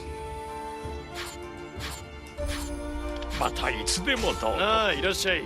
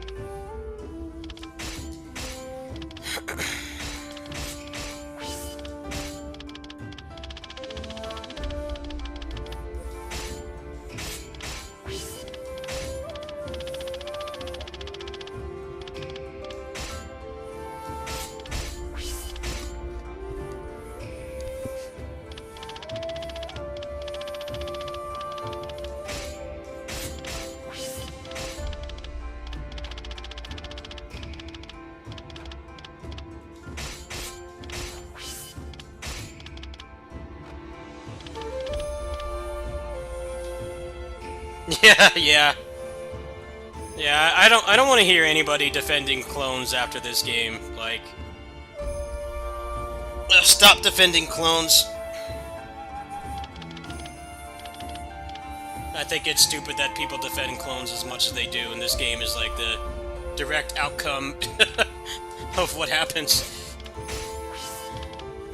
and you have too many clones in your game.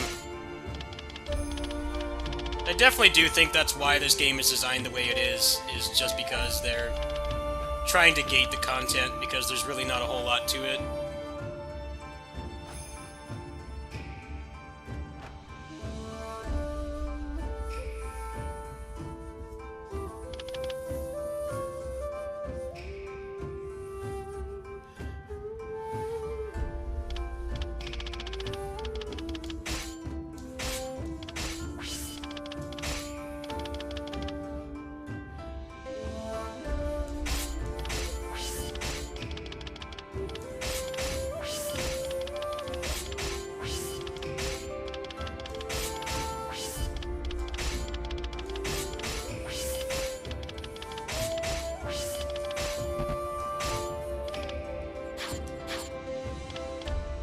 Oh, it went up to S. I didn't notice.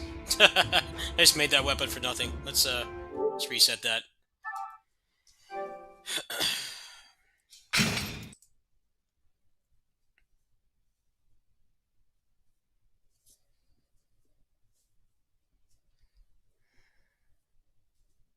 Yeah, but Pirate Warriors 4 has a lot of shit movesets and bad characters that are painful to play. Pirate Warriors 4 is not much better. There's really only a couple, like, arguably well-designed characters in that game, and everybody else is just kind of there. You have stuff like Marco, the guy with the wings, with Ichigo's voice, that guy in the pink shirt. Like, in the third game, he could do almost everything in the air, but then in the fourth game, for some reason, he's supposed to be in the air all the time. It's supposed to be his playstyle, but most of his moves don't work in the air, so he doesn't function as a character. They tried to do a little bit too much with too little. But that's what happens when you try to completely change everything in one installment. There definitely are some legitimate reasons to not change too many things between installments of games.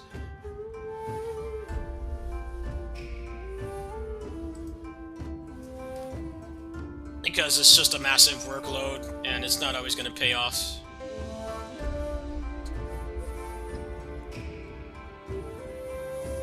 I can't figure out how to unlock the rest of this stuff instead of just banging my head on the wall. I'm going to wait until I can figure out how to get it. There's a couple people in Swirlo's Discord that have done it, so I think I'm going to cool off on this for now. Because I'm not playing through any more story. The story is gonna legit drive me insane. I'm gonna gather some intel and figure out what it is I need to do next. The Citadel mode is fun just because it's like short battles and there's like not so much talking and waiting and bad pacing.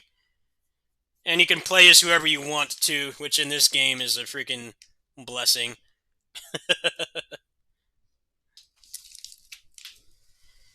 It's a blessing when Samurai Warriors 5 lets you play as somebody besides the two protagonists. And that's why I can't take any more of that tonight. You guys would just be hearing me complaining. For the sake of my sanity and your guys' sanity, I'm not going to play that anymore tonight. Yeah, there's still like side stories and hypotheticals to do, and I'm just like at the point where I'm not sure how much I care. Especially because I'm partnered with Koei Tecmo, and I'm probably going to have an English version key in 2 weeks. I'm getting very close to burnout. Let's put it that way. I'm getting very close to burning myself out before it comes out in English, and I have it on PC where I can A, have the game in English, and B, use Cheat Engine to skip a lot of the grinding. Because I've already done most of the things in the game. It's mostly just the hypotheticals and the side stories left, but I don't know exactly which ones unlock things, so it's a fun game to play in small doses. I don't want to sound like the game is terrible. It's not a terrible game. It's just it's a wasted hard reboot, and that's the problem with it. Why would you hard reboot everything if you don't have the resources and the money and the dev time to like actually add the things people want, like more than 15 movesets with 40 characters. There's 39 characters in the game and 15 movesets, so like 60% of the cast is cloned, and the DLC doesn't declone anybody either, which is mind-boggling to me. But I feel like that's the suits of the company. Probably seeing that the Dynasty Warriors 9 season pass did not sell that well, because they did like three of them. They did three of them, and they were like $30 each. So you're looking at like $100 for everything. So they're probably like, this time we're just gonna add useless stuff. Some of those levels are probably going to be good for grinding, but the season pass is a shit value. One of the worst values I've seen, really. It doesn't seem like anything that would really extend the life of the game. The story is probably good for a while. I mean, if you're interested in the story, it's probably going to have maybe some of the underappreciated characters that don't get a lot of time, like Yasuke, for instance. He comes in like the last hour of the game, so well, maybe like 2-3 hours. He's in like the last 3 hours of the game. You really don't get to know him. He doesn't really have a lot of spotlight because he joins so late. I know that one of the stories is him, which is pretty cool, but I'm not going to pay $30. I'm not going to pay $30 for a bunch of cutscenes. I've definitely played some amazing DLC lately, and my standards on that shit have changed.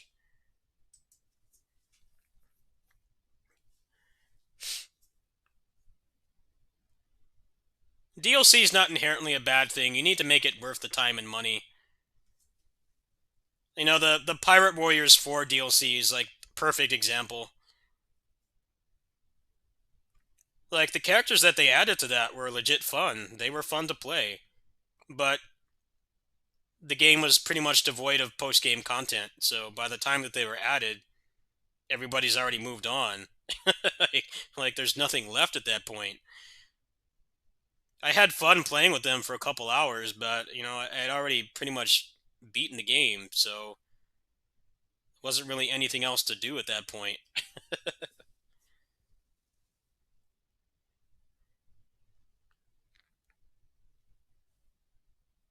Yeah, Bamco, I like how they do support their games for longer periods of time. I like that the games don't just get abandoned so quickly, but they don't seem to understand that when you add like 9 characters to a game almost a year after it's come out, that most people realistically are not going to come back, especially when the game has nothing resembling an endgame. Like, I think I got the all the achievements on Steam for Pirate Warriors 4, and like it must have been like 30, 35, 40 hours tops. I had literally done everything in the game, and the only thing that was left was pointless stuff like maxing everybody out, which is like, that's when you're really bored with a Muso game, because we all know that like Muso characters are not created equal. Samurai Warriors 5 is definitely guilty of that too. The fists, for example, the fists are not that great. They don't do much damage, they don't scale with attack speed very well, and they have no range, so on Chaos difficulty, I don't know how they're supposed to function. I don't know if I'm going to get to that point. I already have pretty optimized weapons for both of them, but I don't know what to expect at this point.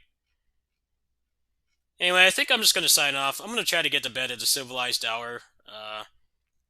I'm going to talk to the people in Swillow's Discord that have unlocked all the Citadel mode stuff and figure out how to do it so that I'm not just playing through more story than I have to, because the story is legit driving me insane. And we'll touch base on this later today. I don't have much to do today besides normal stuff like my kitty sitting job at 7.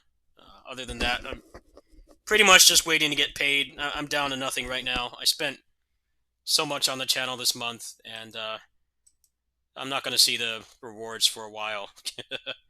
I don't even know if this game's going to pay itself off. I mean, I assume it will. It's just I'm not liking the game as much as I thought I would, so I'm getting kind of burnt out on it. And tonight, I just made the conscious decision to like stop playing it because I don't really have an entertaining kind of rage. I just get frustrated and annoyed, and I get whiny and stuff. And I don't really think you guys really need to be subjected to that. So I'm gonna take a break. I should be back. I don't know, before or after lunch, depending on if I get answers from the Discord. We'll go from there. So I am very close to just being able to just finish everything and just get the videos out and then just wait. But if it's gonna take like another 20 hours of grinding to get the rest of the Citadel mode stuff, then I might just have to stop and just make videos with what I have. I definitely I'm at the cusp of being able to just do that anyway, so we'll go from there. I hope you find the opportunity to take more breaks. Yeah. I was talking about that earlier. Old me would have had all the content out by now, but then I would have had a fucking monster cramp, and I would have been stressed, and I would have been more agitated with the game than I already am. I haven't been doing sorry. I haven't been doing like really long sessions on this game. Some of it's because I'm trying to like do more self-care and not work so hard, especially because I'm working 2 jobs right now and I haven't had a break in months. I've been at my neighbor's house every day for months. I am getting the 4th of July off because I don't know, people in this town are freaking crazy and they're doing all these illegal fireworks in the middle of the street and stuff, and she doesn't want me out walking around, and the cats are all going to be inside terrified anyway.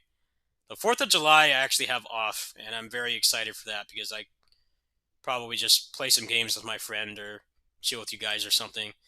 It's greatly needed right now. Right now I'm just kind of waiting for the 1st until I can get paid so I can go treat myself, because I've definitely been working myself to the bone, doing 2 jobs every day with no breaks for like, I don't even know how long at this point. I've lost count.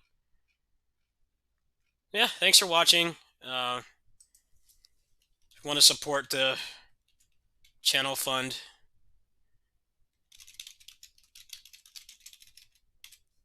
there's my link. I would greatly appreciate it. I've been working too hard, and I need to just chill for a bit.